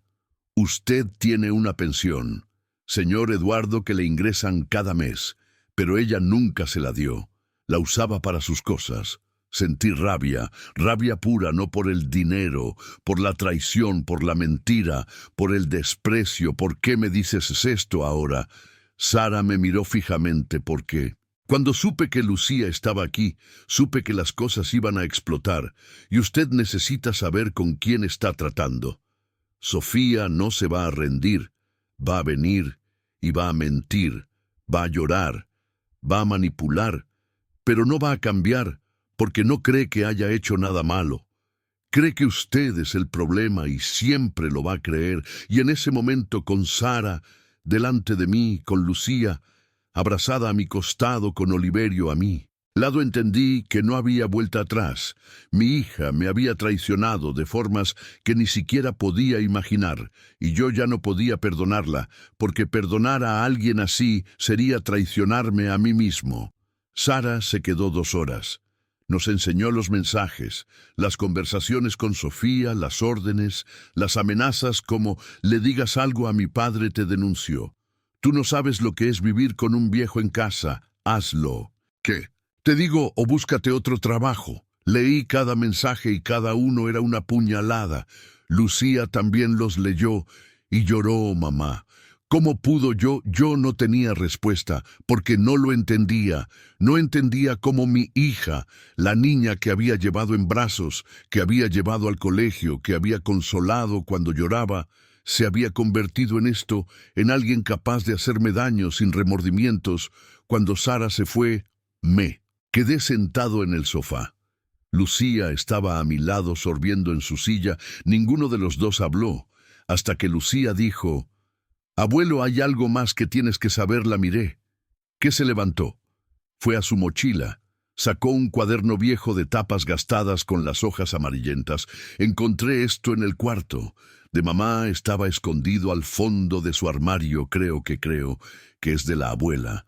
Me lo tendió, lo cogí, temblaban las manos. Era el diario de Elena. Lo reconocí por la letra, por el olor lavanda. «¿Ella lo leíste?», le pregunté. Lucía negó con la cabeza. «No, sentí que no debía». «Es tuyo». Abrí el diario. Las primeras páginas eran de hacía años, décadas, notas sencillas. «Hoy, Eduardo me ha regalado flores. Sofía ha dado sus primeros pasos. Hemos ido al cine. Nos hemos reído, cosas felices, normales, pero hacia el final las entradas cambiaban, se volvían oscuras, tristes. Sofía está cambiando, ya no sonríe como antes. Le he preguntado si está bien, me ha gritado, me ha dicho que no me meta en su vida. Eduardo no se da cuenta, pero yo sí. Nuestra hija nos está dejando atrás». Pasé las páginas y llegué a la última entrada, fechada 3 días antes de que Elena muriera, y lo que leí me partió en dos. Seguí leyendo otra entrada. 2 años antes de su muerte. Hoy ha sido el cumpleaños de Eduardo. Sofía no ha venido, ha llamado, ha dicho que tenía trabajo, pero oí risas de fondo. Estaba en un bar con amigos y prefirió eso a estar con su padre. Eduardo ha fingido que no le importaba, pero yo lo he visto. He visto cómo se le apagaba la luz de los ojos cuando ha colgado el teléfono, y no he sabido qué decir, porque ¿qué le dices a un hombre al que su propia hija lo ha olvidado? Pasé otra página. Sofía ha venido hoy, pero no a vernos, a pedirnos dinero otra vez. Eduardo le ha dado todo lo que tenía y ella ni siquiera ha dado las gracias. Solo ha cogido el sobre y se ha ido. Y yo me he quedado pensando cuándo se volvió. Así fue culpa nuestra. O hay gente que simplemente nace sin saber amar. Hoy Sofía ha venido al hospital, no a verme, a preguntarme cuánto tiempo me quedaba. Le he dicho 2 semanas, quizá días, y ha suspirado, no de tristeza, de alivio, como quien se quita un peso. Y luego ha dicho: «Y papá va a estar bien». Solo le he dicho: «Tu padre no va a estar solo, te va a tener a ti». Se ha reído una risa amarga. «Mamá, yo no puedo cuidar a papá, tengo mi vida, mi trabajo, mi hija, no puedo». Le he dicho: «Es tu padre, Sofía te necesita», y me ha mirado fijamente. «Mamá, yo no lo elegí, tú me elegiste a mí, pero yo no elegí esto». Y se ha ido sin despedirse, sin abrazarme. Y yo me he quedado ahí, en esa cama de hospital, sabiendo que mi hija va a rechazar a su padre, y no hay nada que yo pueda hacer para evitarlo. Cerré el diario, me temblaban las manos. Lucía me miró. «¿Qué dice, abuelo?». No pude hablar, solo le pasé el diario. Ella leyó y se llevó las manos a la boca. «No, no. Puede ser». Oliverio también lo leyó y negó con la cabeza. «Elena lo sabía», asentí. «Sí, lo sabía». Y no pudo hacer nada. Lucía lloró. «Abuelo, lo siento mucho». La abracé. «No te disculpes, mi amor. Tú no eres tu madre. Tú eres diferente». Se aferró a mí. «No te voy a abandonar nunca, nunca». Y supe que era verdad, porque Lucía tenía el corazón de Elena, no el de Sofía. Seguí leyendo. Había más, una nota suelta, escrita con letra temblorosa, como si a Elena apenas le quedara fuerza para sostener el bolígrafo. «Eduardo, si estás leyendo esto, es porque ya no estoy, y es porque algo ha salido mal, algo que yo temía. Sofía te ha rechazado, lo sé, lo vi venir durante años. Lo vi en la forma en que te miraba, en la forma en que suspiraba cuando hablabas, en la forma en que evitaba abrazarte. Intenté hablar con ella, intenté hacerle entender, pero no quiso escuchar, y ahora, mi amor, te digo esto: no vuelvas. Si te ha echado, no vuelvas. No le supliques, no te humilles, porque Sofía no sabe amar, y tú mereces que te amen. Cayeron lágrimas sobre el papel, manchando la tinta. Tu sitio no está con ella. Tu sitio está donde te reciban con los brazos abiertos, donde no tengas que pedir perdón por existir, donde no seas una carga. Busca a Oliverio. Él siempre fue tu verdadero hermano, más que Daniel, más que nadie. Búscalo y quédate con él, y vive, Eduardo. Vive sin culpa, sin vergüenza, sin pedir perdón por envejecer, porque envejecer no es un delito, es un privilegio, y tú mereces vivirlo en paz. Te quiero, siempre te quise, y esté donde esté, voy a estar cuidándote. Elena, cerré el diario, lo apreté contra mi pecho, y lloré como no había llorado desde que ella murió, porque Elena me había conocido, me había entendido, y me había dado permiso para ser feliz sin Sofía Lucía. Me abrazó. Oliverio me puso una mano en el hombro y nos quedamos así los tres en esa casa vieja, con ese diario viejo y esas verdades viejas que por fin salían a la luz. Al cabo de un rato me calmé, me sequé la cara y dije: Elena tenía razón, no voy a volver. Lucía asintió: no tienes que volver, abuelo, puedes quedarte aquí conmigo, con el señor. Oliverio sonrió. Esta casa es tuya, Eduardo, por el tiempo que necesites. Asentí, y por primera vez en días sentí algo parecido a la esperanza. No era felicidad, aún no, pero era algo, era la certeza de que valía la pena seguir, de que Elena me cuidaba incluso. Desde la muerte esa tarde, alguien llamó a la puerta a Oliverio. Fue a abrir. Y entonces oí una voz grave, ronca, familiar. ¿Está Eduardo aquí? Oliverio se giró hacia mí, me miró como preguntando: ¿quieres ver a esta persona? Me levanté, fui a la puerta y ahí estaba Daniel. Mi hermano, 72 años, pero parecía que tenía 90, flaco, pálido, con ojeras profundas, con un bastón, con ropa que le quedaba grande. Y cuando me vio, se le rompieron los ojos. Eduardo, no contesté, solo lo miré y esperé. Porque esta vez no iba a ser yo el que hablara primero. Esta vez él tenía que dar el primer paso. Daniel bajó la mirada. ¿Puedo pasar? Oliverio me miró. Asentí. Daniel entró. Se sentó en el sofá. Yo me senté frente a él. Lucía estaba en la cocina. Oliverio, también dándonos espacio, Daniel me miró y dijo: he venido a pedirte perdón. No contesté. Solo esperé. Continuó: lo que te dije hace 8 años estuvo mal. Estaba enfadado, resentido, celoso. Mamá siempre te prefirió y yo nunca lo superé. Pero eso no justifica nada. Tú la cuidaste, te sacrificaste, y yo solo. Yo solo quería dinero, se derrumbó, y ahora me estoy muriendo. Y me doy cuenta de que he perdido 8 años. 8 años en los que podría haber estado contigo, en los que podría haber sido tu hermano. Sentí algo en el pecho. No era perdón aún, no, pero era algo, era comprensión, porque Daniel también estaba solo. También tenía miedo, también se estaba muriendo sin nadie que lo cuidara. ¿Por qué vienes ahora?, le pregunté. Daniel me miró porque Irene me contó lo que te hizo Sofía, y me vi reflejado en ella. La misma rabia, el mismo resentimiento, la misma incapacidad para amar, y no quiero morir siendo como ella, no quiero morir odiándote. Cerré los ojos. Respiré hondo y dije: no te odio, Daniel, nunca te he odiado, solo me dolió que me dejaras. Asintió. Lo sé y lo siento, de verdad que lo siento. Y en ese momento, en esa casa con ese hermano enfermo delante de mí, entendí que el perdón no borra el dolor, pero sí te permite seguir adelante. Y yo ya estaba cansado de cargar con rencores, Daniel. Y yo nos quedamos ahí sentados mirándonos. Habían pasado 8 años desde la última. ¿Ves? 8 años de silencio, de resentimiento, de palabras que nunca se dijeron. Se le veía tan enfermo, tan frágil, tan roto. ¿Cuánto tiempo te queda?, le pregunté. Bajó la mirada. 3 meses, quizá menos. Asentí.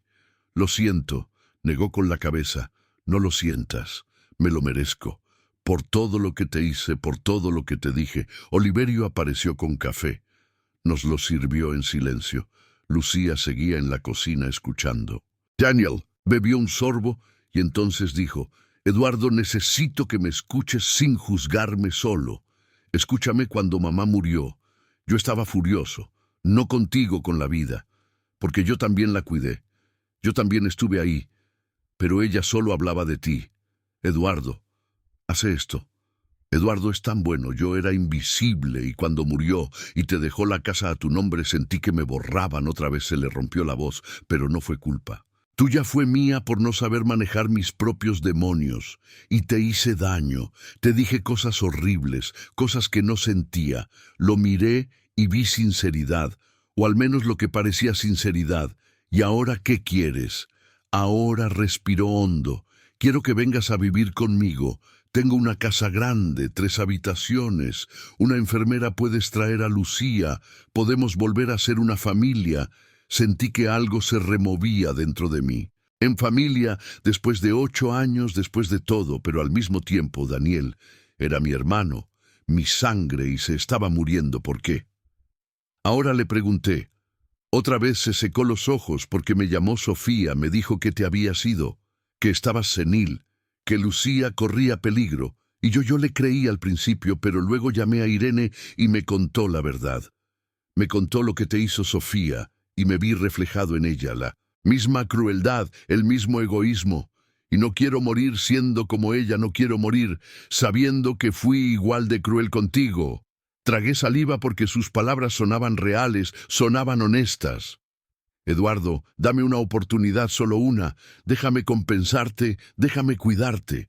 Lucía salió de la cocina, me miró con esos ojos que decían: abuelo, no te fíes tan rápido, pero Daniel parecía genuino, parecía arrepentido. No, lo sé, Daniel, necesito pensarlo. Asintió. Está bien, tómate tu tiempo, pero piénsalo. Por favor. Se levantó, caminó hacia la puerta, y entonces justo antes de salir se giró. Ah, hay una cosa más. Algo en su tono cambió, se volvió más frío, más calculado. ¿Qué cosa?, le pregunté. Dudó y entonces lo soltó. Necesito que me perdones oficialmente ante notario, porque hay una herencia pendiente de mamá, una propiedad en el campo, y si me perdonas, legalmente podemos repartirla. Me quedé helado. Oliverio también. Lucía apretó los puños. Que mi voz salió baja, peligrosa. Daniel levantó las manos. No es lo que piensas. Es solo un trámite legal. Los dos tenemos que estar de acuerdo para vender. Y el abogado dice que si hay una reconciliación documentada, el proceso es más rápido. Me quedé mirándolo fijamente. Daniel Haas. Venido. ¿Por mí o por el dinero?, se tensó. He venido por ti. El dinero es solo un asunto pendiente, ¿no? Mi voz fue firme. Has venido por el dinero, todo esto, el cáncer, las disculpas, la casa grande, todo era para que yo firmara. Daniel palideció. No, Eduardo, fuera. Eduardo, por favor, fuera. Daniel, fuera. Ahora me miró buscando alguna señal de que podía convencerme, pero no la encontró, porque yo ya había aprendido. Ya había visto esa obra de teatro antes con Sofía, con Javier, con todos los que me usaron, y luego me desecharon. Eduardo, lo siento. No lo sientes solo. Sientes que has perdido tu oportunidad. Daniel apretó los labios y sin decir nada más, se fue. La puerta se cerró y yo me quedé ahí de pie, sintiendo una mezcla extraña. No era tristeza, no era rabia, era alivio, porque esta vez no había caído. Esta vez había visto la trampa antes de pisarla. Lucía se acercó a mí. Abuelo, hiciste bien, asentí. Lo sé, mi amor, lo sé. Me senté, me temblaban las manos, no de miedo, de rabia, pero también de otra cosa, de orgullo, porque por primera vez en mi vida le había dicho que no a alguien que quería usarme.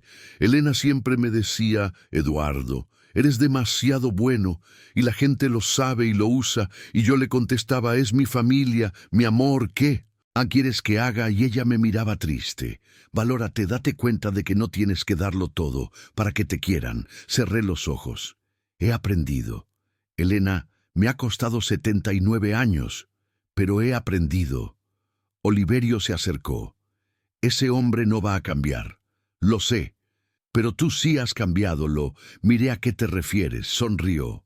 Hace una semana le habrías dicho que sí, por no decepcionar, por no quedar mal, por no estar. Solo pero ahora. Ahora has dicho que no, porque sabes que mereces más. Sentí algo cálido en el pecho, porque tenía razón. Yo había cambiado. Ya no era el hombre que se dejaba humillar en silencio. Ya no era el hombre que aceptaba migajas de afecto. Ahora era alguien que sabía lo que valía, alguien que sabía que es mejor estar solo que mal acompañado. Y esa simple certeza me dio fuerza. Nos sentamos. Lucía hizo más café, y mientras bebíamos, oímos algo fuera, un ruido. Motores, sirenas, nos miramos. Oliverio frunció el ceño. ¿Qué es eso? Fue a la ventana, y entonces con voz tensa dijo: «Es la policía. El corazón se me paró». ¿Qué? Lucía corrió a la ventana. «Abuelo, hay 3 coches patrulla». Me levanté, fui a la puerta, la abrí, y ahí estaban 3 coches patrulla con las luces puestas. Se bajaron 6 policías, uno de ellos, un hombre de unos 40 años, con un uniforme impecable, caminó hacia mí. Eduardo Sánchez, asentí con la garganta seca. «Soy yo». Sacó una libreta. «Tenemos una denuncia por secuestro de un menor». Lucía Sánchez. «Está aquí». Sentí como si el suelo se abriera bajo mis pies. Secuestro. El oficial asintió, su hija Sofía. «Sánchez ha puesto una denuncia formal. Alega que usted sustrajo a la menor del domicilio sin su consentimiento, que la tiene retenida en contra de su voluntad». Lucía salió con los ojos llenos de lágrimas. «Eso es mentira, yo me escapé. Mi abuelo no me secuestró». El oficial la miró. «Señorita, usted es Lucía Sánchez». Asintió. «Sí, está aquí por su propia voluntad. Sí, mi madre me pegó, me humilló, y decidí irme». El oficial lo apuntó. Miró a su compañero. «Tenemos que hablar con usted, señor Eduardo, y con la menor. Van a tener que venir a comisaría a declarar». Oliverio salió oficial. «Este hombre no ha secuestrado a nadie. La niña llegó por su cuenta. Yo soy testigo». El oficial lo miró. «¿Y usted es Oliverio Soto, propietario de esta vivienda?» El oficial asintió. «Usted también tendrá que declarar». Lucía me agarró del brazo. «Abuelo, no dejes que me lleven de vuelta con ella». La abracé. «No lo voy a permitir, mi amor». Pero en ese momento vi llegar un coche detrás de los patrullas. Era Sofía. Se bajó del coche despeinada, con los ojos rojos, con la ropa arrugada. Caminó hacia nosotros y cuando me vio gritó: «Ahí está. Ese es el hombre que me robó a mi hija». El oficial levantó la mano. «Señora, cálmese». Pero Sofía no se calmó. Siguió gritando: «Está senil, es peligroso. Devuélvanme a mi hija». Lucía se escondió detrás de mí, temblando. El oficial me miró. «Señor Eduardo, va a tener que acompañarnos». Asentí. «Está bien, pero Lucía viene conmigo. No la voy a dejar con ella». Sofía se adelantó. «Lucía es mi hija, no la tuya». Los policías se interpusieron. «Señora, todos van a ir a la comisaría. Allí se resolverá». Sofía me miró con odio, odio puro, y en ese momento lo entendí. Mi hija no solo me había echado, no solo me había mentido, ahora me estaba acusando de un delito para recuperar el control, para ganar, para que yo volviera arrastrándome. Pero esta vez no iba a funcionar, porque esta vez tenía testigos, tenía a Lucía, tenía a Oliverio, y tenía la verdad. Y la verdad, por primera vez en mi vida, estaba de mi lado. Nos metieron en los coches patrulla, a mí en uno, a Lucía en otro, a Sofía en un tercero. Oliverio pidió ir conmigo. El oficial aceptó durante el trayecto. Nadie habló. Yo miraba por la ventana, veía pasar la ciudad y pensaba: ¿cómo hemos llegado a esto? ¿Cómo puede una familia destruirse tan completamente? Llegamos a la comisaría. Era un edificio viejo con las paredes desconchadas y olor a humedad. Nos metieron dentro. A mí me llevaron a una sala a Lucía, a otra, a Sofía, a otra. Llegó un inspector, un hombre de unos 50 años con cara de cansado y la corbata. Y floja, señor Eduardo, cuénteme qué pasó. Respiré hondo y lo conté todo desde la cena, desde la sentencia, desde mi salida, desde la llegada de Lucía. El inspector lo apuntó sin juzgar, sin interrumpir. Cuando terminé dijo: «¿Tiene testigos?» «Sí». Oliverio, Sara, la antigua empleada, Patricio, el conductor del autobús, Carmen, la panadera, asintió. «Los vamos a llamar mientras quédese aquí». Se fue. Me quedé solo en esa sala, fría, con una mesa metálica y 2 sillas. Las paredes eran grises, había una ventana pequeña con barrotes, y me sentí por primera vez como un criminal, como alguien que había hecho algo malo. Pero yo no había hecho nada. Solo había protegido a mi nieta, solo había dicho la verdad, y por eso me trataban como a un delincuente. Pasaron 2 horas, o quizá más, no lo sé. Perdí la noción del tiempo, hasta que el inspector volvió con una carpeta, se sentó frente a mí. «Señor Eduardo, he hablado con la menor, con su amigo Oliverio, y he llamado a Sara Gómez». Abrió la carpeta. «Todos dicen lo mismo, que usted no secuestró a nadie, que la menor se fugó por su propia voluntad, que hay indicios de maltrato emocional por parte de la madre». Sentí alivio. «Entonces me puedo ir». Levantó una mano. «No tan rápido, también he hablado. Con su hija dice que usted está senil, que tiene problemas de memoria, que representa un peligro para la menor». Apreté los puños. «Eso es mentira». El inspector me miró fijamente. «Lo sé, porque también he revisado su historial médico con su permiso. He llamado a su anterior médico, el doctor Ramírez. Dice que usted está perfectamente lúcido, que no hay indicios de demencia ni de deterioro cognitivo. De hecho, ha dicho que su hija canceló varias citas sin justificación». Volví a respirar aliviado. Entonces, señor Eduardo, no hay caso de secuestro, pero hay una menor que no quiere volver con su madre, y eso es un problema». Tragué saliva. «¿Qué va a pasar con Lucía?» El inspector cerró la carpeta. «Eso lo decide un juez. Vamos a citarlos a ambos a una audiencia, mientras Lucía puede quedarse con usted, pero bajo supervisión de servicios sociales». Servicios sociales, asintió. «Una trabajadora social va a visitar la casa donde esté Lucía, va a evaluar las condiciones y va a hacer un informe. El juez lo leerá y decidirá». Asentí. «Está bien, haré lo que sea necesario». El inspector se levantó. «Puede irse, pero no abandone la ciudad y mantenga a Lucía a salvo». Me levanté. Salí de la sala.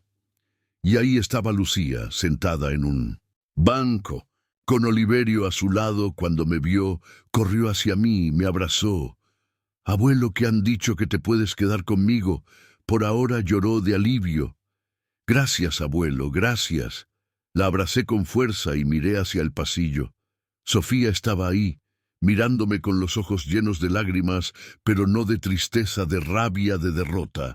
Salimos de la comisaría, era de noche, el aire era frío. Oliverio llamó a un taxi, volvimos a la Esperanza en silencio. Cuando llegamos, Oliverio hizo té. Lucía se sentó en el sofá, yo me senté a su lado, y entonces por primera vez, en horas, respiré.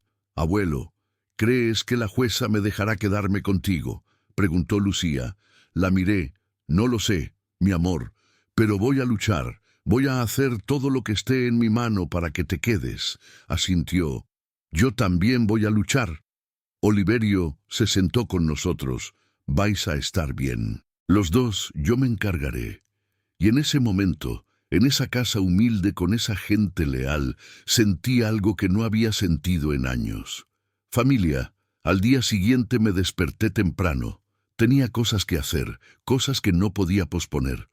Fui al banco. Con la ayuda de Carmen, que me acompañó, conseguí transferir mi pensión a una nueva cuenta a mi nombre. Sofía ya no tendría acceso. El empleado del banco me miró con compasión. «Señor Eduardo, su hija intentó bloquear esta transferencia. Lo miré cuando ayer llamó diciendo que usted no estaba en sus cabales, pero necesitamos una orden judicial para bloquear una cuenta, y no la tiene. Asentí. Gracias. Salí del banco sintiéndome más fuerte, más en control de mi vida. Por primera vez en años, controlaba mi dinero, controlaba mis decisiones. Esa tarde vino a visitarnos Valeria, la enfermera del centro de salud. La había llamado Oliverio, señor Eduardo. He oído lo que ha pasado, asentí. Sí, ha sido complicado. Se sentó. Necesita un abogado, alguien que lo represente en la audiencia. Conozco a uno, se llama Esteban López. Es bueno y no cobra mucho. Se lo agradecí, me dio el número. Llamé esa misma tarde. Esteban vino al día siguiente. Era un hombre de unos 60 años con gafas gruesas y un maletín viejo, pero hablaba con seguridad, con conocimiento. Señor Eduardo, su caso es sólido, tiene testigos, tiene pruebas y tiene a una menor que claramente no quiere volver con su madre. Podemos ganar esto. Sentí esperanza, esperanza real. Los días siguientes fueron intensos. Esteban pidió declaraciones. Sara declaró, Patricio declaró, Carmen declaró, hasta Mateo, el vecino exmilitar. Declaró, todos dijeron lo mismo. Sofía me había echado, me había humillado, y Lucía se había fugado por su propia voluntad, mientras Lucía y yo nos instalamos en casa de Oliverio.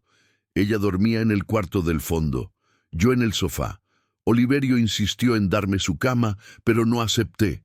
Estás enfermo, necesitas descansar, sonrió, y tú también, pero tú eres más terco que yo. Nos reímos y en medio del caos encontramos paz. Pequeños momentos de paz que nos mantenían vivos. Lucía empezó a ayudar a Carmen en la panadería unas horas por la mañana. Carmen le pagaba un poco y Lucía ahorraba para cuando tenga que ir a la universidad. Decía, la miré con orgullo, porque mi nieta era fuerte, era resiliente, era todo lo que su madre no era. Yo, por mi parte, empecé a dar clases voluntarias en el centro cívico, historia para mayores. Arturo, el vecino ciego. ¿Qué? Me presentó Oliverio. Fue mi primer alumno, señor. Eduardo, quiero aprender. Aunque no pueda ver, puedo escuchar. Y escuchaba con atención, con hambre de saber. Y yo sentí algo que no había sentido en años. Propósito todavía era útil, todavía importaba, todavía podía dar algo al mundo. Marta, la vecina cascarrabias, pasó un día con cazuelas para ti y para la niña. No las desperdiciéis. Lucía se lo agradeció. Gracias, señora Marta. La mujer asintió y antes de irse me miró. Has vuelto a nacer, señor Eduardo. Se te nota, y se fue. Francisco vino otro día, señor Eduardo. El sábado jugamos al dominó, bien es. Asentí, voy y fui y jugué y perdí. Pero no importó, porque estaba vivo, porque estaba rodeado de gente que me quería, porque por primera vez en años no era un estorbo. Era don Eduardo, el profesor, el amigo, el abuelo, y esa simple afirmación de mi existencia me devolvió las ganas de vivir, las ganas de luchar, las ganas de ganar. Pasaron 3 semanas, 3 semanas de preparación, de nervios, de miedo.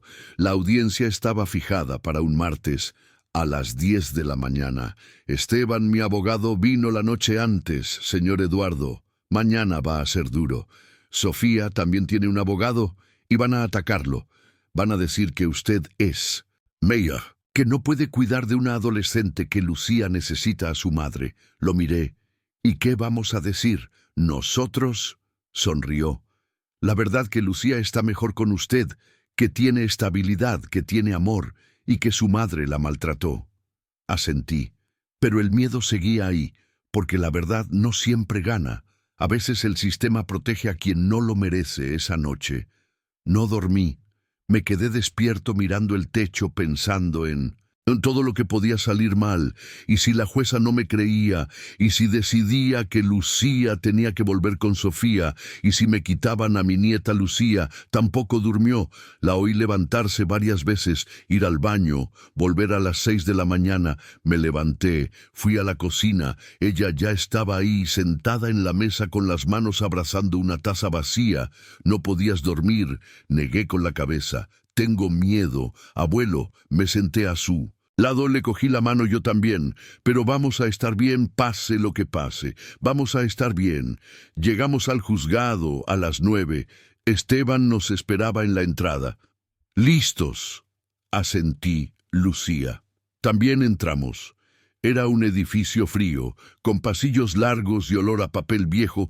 Nos sentamos en una sala de espera. Y entonces la vi a Sofía, estaba sentada al otro lado, con su abogado, un hombre joven con un traje caro y en cara de arrogante. Sofía me miró y yo le devolví la mirada. Se la veía diferente, más delgada, con ojeras, con el pelo apagado. Pero sus ojos todavía tenían esa dureza, esa frialdad, esa incapacidad para aceptar que se había equivocado. Lucía me apretó la mano. No la mires, abuelo, no me da miedo mirarla, mi amor. Nos llamaron, entramos en la sala. La jueza era una mujer de unos 55 años, con gafas y expresión seria. Buenos días, soy la jueza Vargas. Estamos aquí para resolver la custodia temporal de la menor. Lucía Sánchez.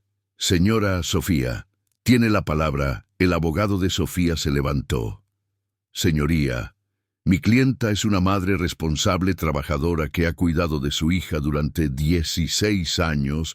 El señor Eduardo, con todos mis respetos, es un hombre de 79 años, no tiene los recursos ni la energía para cuidar de una adolescente. Además, sustrajo a la menor del domicilio sin el consentimiento de la madre. Eso constituye un secuestro. Esteban se levantó. Objeción, señoría.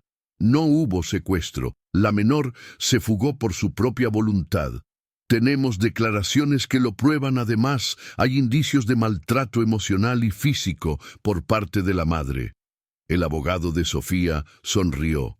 Maltrato, la señora. Sofía nunca ha pegado a su hija. Hubo una discusión normal entre una madre y una hija adolescente, nada más. Lucía se tensó a mi lado. Esteban miró a la jueza, señoría. La menor tiene un moratón en el brazo, documentado por servicios sociales, y hay testigos que confirman el maltrato emocional. La jueza lo apuntó. Continuemos, el señor Eduardo quiere decir algo. Me levanté con las piernas temblando. Sí.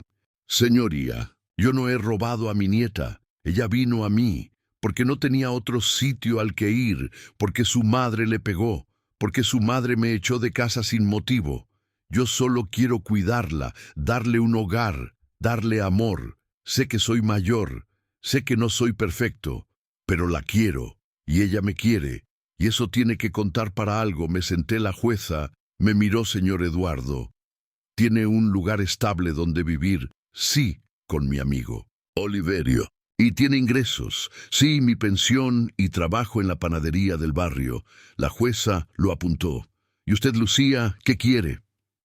Lucía se levantó con los ojos llenos de lágrimas. Quiero quedarme con mi abuelo. Mi madre no me quiere. Solo. Me tiene, porque le da vergüenza que la gente sepa que me fui. El abogado de Sofía se levantó. Señoría, la menor está siendo manipulada. Es obvio que el abuelo le ha metido ideas en la cabeza. Lucía lo miró con rabia. A mí nadie me ha manipulado. Mi madre me pegó, mi madre echó a mi abuelo. Yo lo vi todo. La jueza levantó la mano. Orden, Lucía, siéntese. Lucía se sentó temblando. Le puse una mano en el hombro. La jueza miró los papeles. Tengo aquí el informe de servicios sociales. Dice que la menor se encuentra en buenas condiciones en casa del señor Eduardo, que tiene estabilidad emocional, que asiste al colegio, que no hay indicios de peligro. El abogado de Sofía se tensó. Pero, señoría, es algo temporal. Un hombre de su edad no puede. Un hombre de su edad, interrumpió la jueza, ha cuidado mejor de esta niña que su propia madre en las últimas semanas. Eso es lo que dice el informe. Sentí un rayo de esperanza. La jueza llamó a Carmen. Entró nerviosa. Se sentó, señora Carmen. ¿Usted conoce al señor? Eduardo, ¿verdad? Sí, señoría, desde hace 40 años, como lo describiría Carmen. Me miró con los ojos llenos de lágrimas. El señor Eduardo es una de esas personas que ya no se encuentran honesto, trabajador, generoso. Cuando mi marido murió, fue el único que vino al velatorio y trajo comida para que yo no tuviera que cocinar. Y cuando abrí la panadería, me prestó dinero sin intereses, sin papeles, solo. Confianza, la jueza lo apuntó. Y con Lucía, ¿cómo es? Con Lucía es un abuelo de verdad, ¿no? De esos que dan dinero y se van, la escucha, la respeta, la trata como a una persona. Y Lucía lo adora, se le nota. Carmen se secó los ojos. Si alguien merece cuidar de esa niña, es él. Luego la jueza continuó. Sin embargo, la ley es clara. La custodia pertenece a los padres, a no ser que haya pruebas contundentes de maltrato grave, y aquí, aunque hay maltrato emocional, no es suficiente para retirar la custodia de forma permanente. Sentí como si me arrancaran el corazón. Pero, señoría, levantó la mano. Déjeme terminar. Voy a ordenar una evaluación psicológica de ambos, de la madre y del abuelo, y una evaluación de la menor. Eso tardará 2 meses mientras la custodia temporal se mantiene. Con el señor Eduardo respiré, aliviado, pero solo un poco, porque 2 meses no era para siempre. 2 meses era solo un respiro. El abogado de Sofía protestó. Señoría, eso es injusto. Mi clienta tiene derecho a ver a su hija. La jueza asintió. Y lo tendrá. Ordeno visitas supervisadas 1 vez a la semana en un lugar neutral. Servicios sociales lo coordinará. Sofía se levantó. No quiero a mi hija de vuelta. La jueza la miró fijamente. Señora Sofía, su hija no quiere volver con usted y tengo que tener en cuenta su opinión. Siéntese.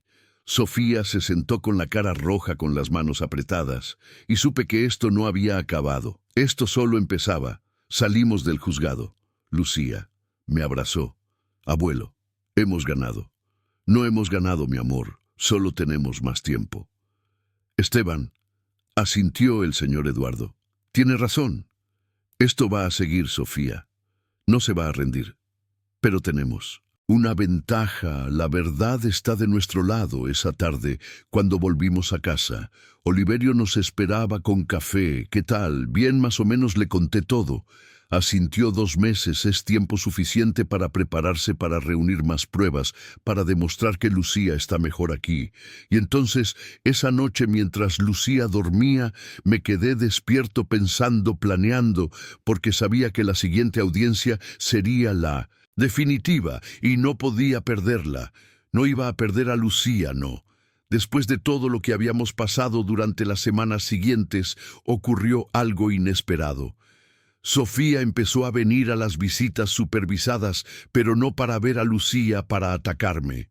A mí, papá, esto es ridículo, devuélveme a mi hija, no es mi decisión. Sofía, es la decisión de la jueza. La has manipulado, le has metido ideas en la cabeza. No, tú la has herido, y ella ha decidido irse. Las visitas eran tensas, dolorosas.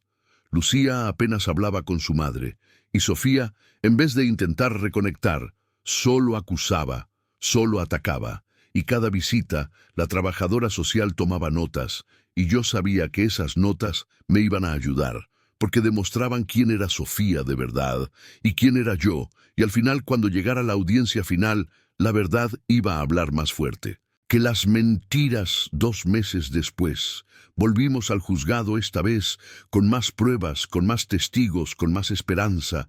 La jueza Vargas entró, nos levantamos, todo se sentó. Abrió una carpeta. He revisado las evaluaciones psicológicas, las de la menor, y los informes de las visitas supervisadas. Miró a Sofía. Señora Sofía, la evaluación muestra que usted tiene altos niveles de estrés, ansiedad y dificultad Para. manejar las emociones. También muestra una falta de empatía hacia su hija. El abogado de Sofía se levantó. Señoría, mi clienta ha estado bajo mucha presión. Eso no significa que no pueda cuidar de su hija. La jueza lo miró. Siéntese, señor Eduardo. Su evaluación muestra que usted está en plenas facultades mentales, que no hay indicios de demencia, que tiene estabilidad emocional y que tiene un fuerte vínculo. Con su nieta sentí alivio, pero la jueza continuó. Sin embargo, hay una preocupación: su edad y su salud. El informe médico dice que tiene hipertensión, que necesita medicación constante y que estadísticamente a su edad las complicaciones de salud son comunes. Sentí un nudo en la garganta. Señoría, me cuido, tomo mi medicación y tengo apoyo. Oliverio, mi amigo Carmen Sara. Todos me ayudan. La ley me obliga a considerar el bienestar a largo plazo de la menor. El abogado de Sofía sonrió, como quien sabe que ya ha ganado, señoría. Está claro que la menor debe volver con su madre. Es lo natural. Es lo correcto. Esteban se levantó. Señoría, con todos mis respetos, lo natural no siempre es lo correcto. Lo correcto es lo que protege a la menor, y la menor está en riesgo con su madre. La jueza levantó la mano. Ambos tienen puntos válidos, pero hay algo que no han considerado. Miró a todos. La opinión de Lucía se giró hacia mi nieta. Lucía, tienes 16 años, tienes edad suficiente para que tu opinión tenga peso legal. ¿Qué quieres tú? Lucía se levantó con las piernas temblando, pero con voz firme. Quiero quedarme con mi abuelo. Sé que es mayor, sé que puede enfermar, pero él me cuida, me escucha, me respeta. Mi madre solo me ve como una carga, como algo que tiene que tolerar. No quiero vivir así. Prefiero estar con alguien que me quiere de verdad, aunque sea por poco tiempo, que con alguien que me tiene solo por obligación. Sus palabras resonaron en la sala. La jueza lo apuntó. Sofía se levantó. Lucía, eso no es verdad. Yo te quiero, Lucía. La miró con lágrimas. No, mamá, no me quieres, y yo ya no te necesito. Sofía palideció. Se sentó como si la hubieran golpeado. La jueza cerró la carpeta. He tomado una decisión, pero antes quiero decir algo. Miró a todos. Este caso me ha hecho reflexionar sobre lo que significa ser familia, sobre lo que significa cuidar y sobre lo que significa amar. Hizo una pausa. La señora Sofía tiene el derecho legal sobre su hija. Eso es indiscutible. Pero el derecho legal no siempre coincide con él. Bienestar emocional. Sentí que el corazón me latía rápido. He decidido otorgar la custodia legal al señor Eduardo Sánchez con supervisión de servicios sociales cada 3 meses. La señora Sofía tendrá derecho a visitas, pero solo si la menor está de acuerdo. Sentí como si el mundo se parara. Había oído bien.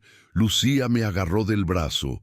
Abuelo, hemos ganado. La jueza continuó. Sin embargo, dada la edad del señor Eduardo, ordeno que se nombre a un tutor subsidiario, alguien que pueda hacerse cargo de Lucía en caso de que el señor Eduardo ya no pueda hacerlo. ¿Hay alguien? Esteban se levantó.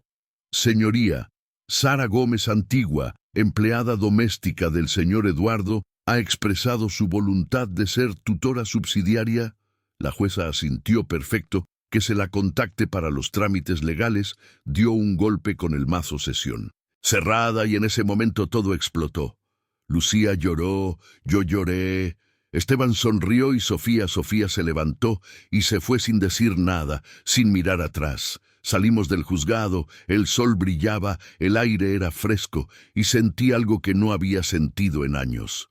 Victoria. No una victoria sobre Sofía, una victoria sobre el miedo, sobre la soledad, sobre la sensación de que ya no valía nada.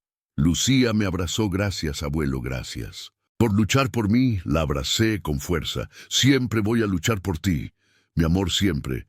Esteban nos felicitó. Señor Eduardo ha hecho historia. No muchos abuelos ganan casos así. Sonreí. Yo no he ganado, ha ganado la verdad. Y nos fuimos a casa, a La Esperanza, a ese barrio viejo donde yo había vuelto a nacer. 6 meses después, la vida se asentó. Lucía se cambió de instituto. ahora iba a uno cerca de la esperanza. Hizo amigos, reía más, dormía mejor.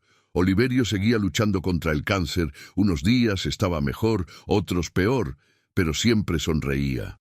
Eduardo, si me muero, mañana me muero feliz, porque te tengo aquí, y eso es más de lo que esperaba. Yo también sonreía, porque sabía que era verdad. Francisco nos seguía invitando a jugar al dominó. Señor Eduardo ya me ha ganado 3 veces. Me está haciendo trampas, me reí, no. Hago trampas. Es que soy bueno. Carmen me seguía dando trabajo en la panadería, señor Eduardo. Mañana necesito ayuda con el inventario. Ahí estaré. Carmen Marta seguía trayendo cazuelas para ti, para la niña y para Oliverio. No las desperdiciéis. Arturo, el vecino ciego, seguía viniendo a mis clases de historia. Señor Eduardo, cuénteme la guerra civil, y yo se lo contaba con pasión, con vida, porque enseñar me hacía sentir útil. Me hacía sentir vivo. Irene nos visitaba cada mes, traía comida, medicinas. Cariño, hermano, estoy feliz de verte así. Y yo también estaba feliz, porque por primera vez en años no era un estorbo, era necesario, importaba, y eso lo cambiaba todo. Una tarde estaba sentado en el porche. Lucía trajo café. Abuelo, ¿en qué piensas? La miré. En tu abuela, en lo que me dijo en su diario, el amor no es sangre, es una elección. Lucía sonrió. Tenía razón, asentí. Sí, me ha costado 79 años entenderlo, pero ahora lo entiendo. Oliverio salió con el periódico, se sentó a mi lado. ¿De qué habláis? De amor, de familia, de elecciones. Sonrió. Buenas conversaciones. Carmen pasó por la calle. Señor Eduardo, mañana a las 7. Levanté la mano. Ahí estaré. Y en ese momento, mirando a Lucía, a Oliverio, a Carmen, a ese en barrio que me había recibido con los brazos abiertos, entendí algo. Había ganado, no contra Sofía, contra el abandono, contra la soledad, contra la idea de que envejecer era desaparecer. Y si tú que estás escuchando mi historia te has sentido alguna vez desechable, si alguna vez te dijeron que eras un estorbo, si alguna vez te rechazaron quienes decían quererte, quiero que sepas algo, no estás solo. Yo también pasé por eso y sobreviví, no porque fuera fuerte, sino porque encontré a gente que me eligió, gente que me vio, gente que me quiso sin pedirme que me disculpara por existir. Y tú también puedes encontrar a esas personas, a esa familia elegida, a ese lugar donde importas. No te rindas, no te calles, no te dejes borrar, porque vales la pena. Aunque nadie te lo diga, aunque nadie te lo demuestre, vales la pena. ¿Te han rechazado alguna vez quienes decían quererte? Cuéntamelo abajo. No estás solo. Si esta historia te ha tocado el corazón, déjame un me gusta y suscríbete. Cada día comparto historias que podrían ser la tuya. Gracias por llegar hasta aquí. De verdad, nos vemos en la próxima historia.